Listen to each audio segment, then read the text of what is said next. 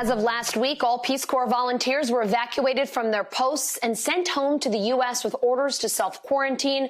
NBC's Maura, Barrett and Jester spoke to a dozen Peace Corps volunteers about what it's like to suddenly be back in an America they don't recognize. As our daily routines face disruption due to this confusion with the coronavirus pandemic, life is especially uncertain for returning Peace Corps volunteers. The Peace Corps evacuated 7,000 volunteers from more than 60 countries, suspending the program for the first time in its history. As of Tuesday, March 24th, all evacuees will return safely home to the U.S. So we wanted to talk to some of those volunteers about what it was like to return so suddenly to an America they didn't recognize. Turned my phone off of airplane mode, and it just went like ding, ding, ding, ding, ding, ding, ding, ding, because we'd gotten the email that Peace Corps was evacuating worldwide, and it just said, you're being evacuated.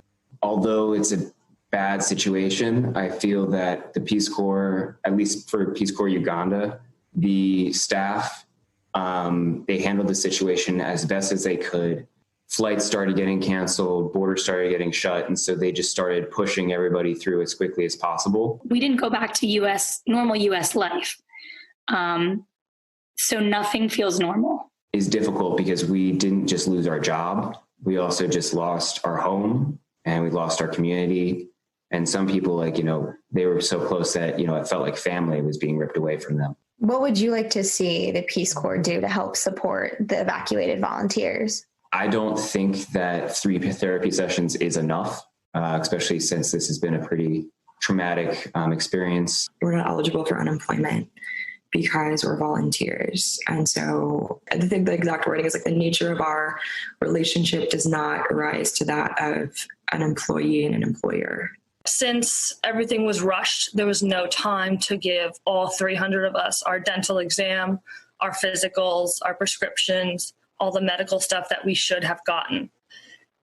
And to add to that, there's no way we can do it in the United States now either. In less than a week, it's now, okay, well, find jobs now, find health insurance now. You're going to need to start paying on your loans now. But you can't go and see your families yet. I wasn't able to hug my family, so that was a little weird, but also just kind of staring at them in the faces and being like, I did not expect this even a week ago. A week ago, I was still just thinking about okay, I'm ready to just kind of quarantine myself in Senegal. I'm just kind of I still want to be back in Senegal. They're very hopeful that we can come back. And if we do come back, I definitely want to. I was not ready to leave, but I was mentally preparing myself to leave in 7 to 8 months. So if there's a chance for me to come back, I will. I don't expect Peace Corps to be back up again until the next budget. I don't know if I will rejoin. I feel like I've uprooted myself now twice, and I don't know if I'll be able to do that again. I guess job-wise, that a lot of us, get to this experience and expect to come back with not only a really good, strong resume, but also a really strong job market. There's no bartending jobs. There's no serving jobs. Easy cash, even then, is not available anymore. So yeah, I don't know. For us to not be doing better it makes no sense to me. People look to the United States as an example, and they notice when we mess up. I think you realize that also when you're abroad, that people are watching us. People are going to take things as seriously as we take them a lot of the time. We like to think of ourselves as an example, and we didn't necessarily set a good example, I think. A Peace Corps spokesperson told NBC News that the organization took action when it did, quote, out of an abundance of caution to avoid a situation where volunteers would have been stranded overseas as borders and airspace were shutting down.